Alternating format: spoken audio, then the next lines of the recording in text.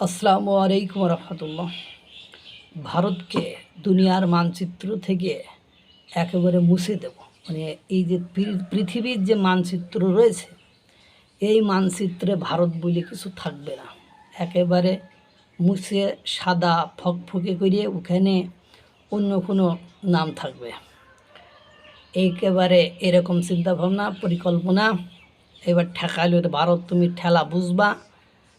বাংলাদেশের হুজুরদের যে অ্যাকশান, সেই অ্যাকশানে তুমি ঠেলা বুঝবা। এ বক্তব্য আমার না।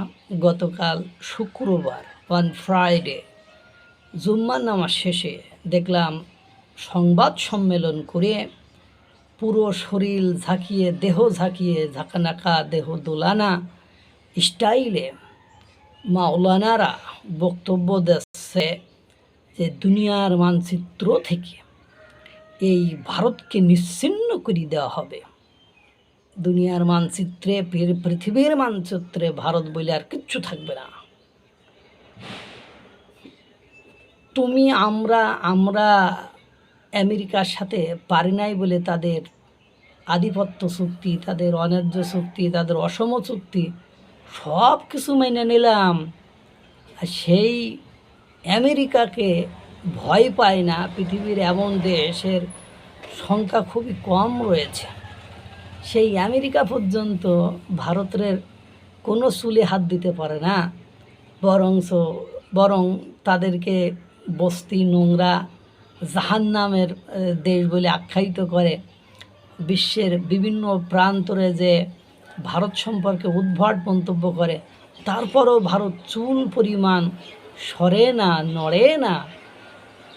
তাহলে এবার বোঝেন কেডা ভারত, কে ভারত, কেন ভারত? এই যে আমাদের দেশের লোকেরা যাদেরকে বাপ মনে করে পাকিস্তান, সেই পাকিস্তান আজ দেউলিয়া। সেই পাকিস্তান আজকে ভিক্ষাবৃত্তির জন্য বিদেশ থেকে লাথি গোতা খেয়ে দেশে চলে আসে।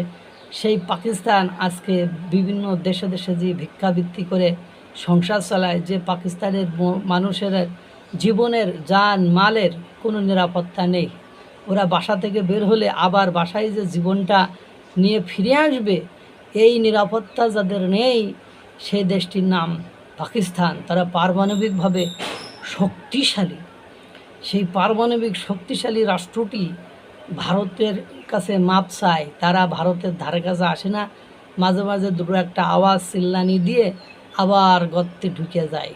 কারণ ভারত তাদেরকে এমন কসলাইয়া দিছে বিভিন্ন অ্যাঙ্গেল থেকে, বিভিন্ন বিদ্রোহী গোষ্ঠী থেকে শুরু করে, প্রতিবেশী রাষ্ট্র থেকে শুরু করে এমন কোনো বিপদ নেই যা এখন পাকিস্তানের মাথার উপরে নেই।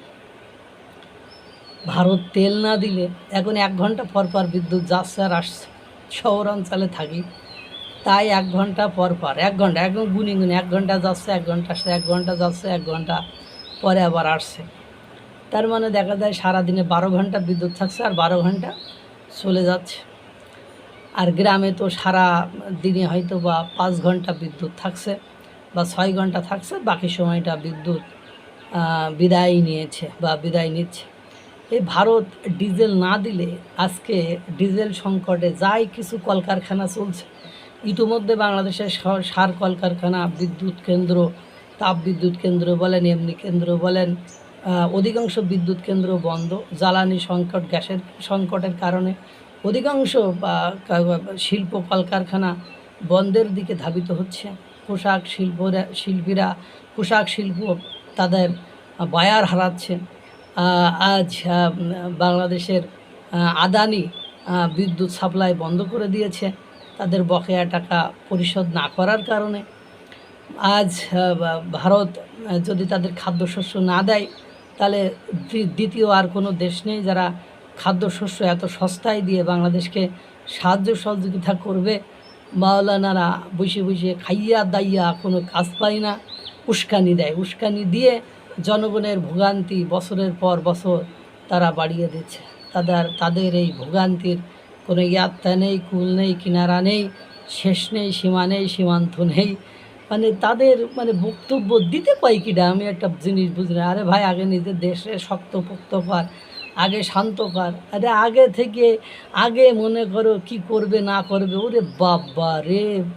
পৃথিবীর ইতিহাসে বর্তমান সময়ে সবচেয়ে শক্তিশালী রাষ্ট্রগুলো মানে যারা রাশিয়া, চীন এত অর্থনৈতিক ক্ষমতাধর, 2 নম্বর অর্থনৈতিক ক্ষমতাধর ব্যক্তি এবং পারমাণবিক শক্তিতেও মনে হয় 2 নম্বর পজিশনে রয়েছে। সেই চীন পর্যন্ত ভারতের লাড়ে না, ভারতের নাড়াচাড়া করে না, ভারতের হুমকি দেয় না, ধামকি দেয় না, ভারতের সাথে সব ধরনের ব্যবসা বাণিজ্য করে। আর আমরা বাবা রে কি হয়ে পড়েছি যে ভারতকে একেবারে লডর বডর করে হেলাম, ভারতকে এ করবো তা করবো, ভারতের সয়ালাম বড়াই হেলাম, ভারতের 7 সিস্টার দখল করে নিতাম, এ করতাম তা করতাম। আমরা যে কি হয়ে পড়েছি! আমরা মূলত চাই যে একটু সুখে ছিলাম, সেই সুখটা ওই যে আমাদের আর হজম হচ্ছে না, দ্রুত যাতে আমরা অসুখে পড়ি, দ্রুত যাতে আমরা বিপদে পড়ি, সেই মানে সেই জন্যই আমাদের এই ফাল পাড়াপাড়ি, এই লাফালাফি। ভারতকে আমরা তাহলে দুনিয়ার মানচিত্র থেকে মুছে ফেলছি। আপনারা সবাই জেগে জেগে না শুয়ে শুয়ে স্বপ্ন দেখবেন, দেখতে থাকুন। আল্লাহ তাআলা সকলকে ভালো রাখুক, সুস্থ রাখুক। আসসালামু আলাইকুম ওয়া রাহমাতুল্লাহ।